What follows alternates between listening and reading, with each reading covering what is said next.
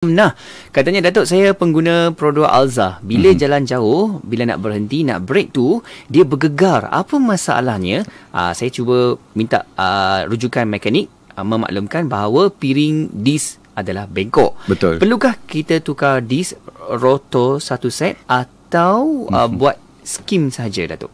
Okey. Disk yang dua-dua di hadapan. Di belakang di brake drum. So dia ni kerana apa? Bengkok. Sebab bengkoknya suka pergi cuci kereta waktu panas. Langgar becak, langgar air perapung, langgar air lopak air, langgar air hujan, langgar air banjir, dia tidak akan bengkok. Tak ada masalah. Dia tidak ada masalah.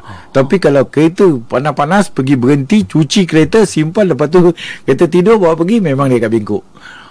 Sebab dia ada masa untuk dia berhentikan sejuk tu. Ada masa dia paksa suruh berhentikan sejuk tu, suruh rendahkan sejuk sebab dia cuci.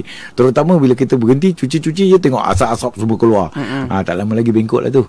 Jadi jangan nak skim, kerana skim ini akan memulakan teluran. Walaupun teluran tu kecil, tetapi travel piston clipper ni nanti akan jadi jauh.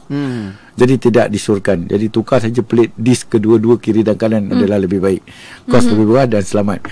Nyawa tidak sama dengan harga disk plate. Ya, Alhamdulillah. Terima kasih, Datuk. Ni Ayu dari Semini bertanya. Saya pakai Myvi 1.3 tahun 2014.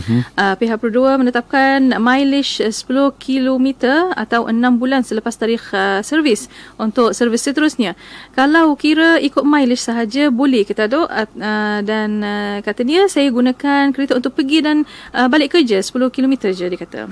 Sehari 10 km memang tak sampai 6 bulan. Nak ambil tarikh dulu kan, nak ambil kilometer dulu.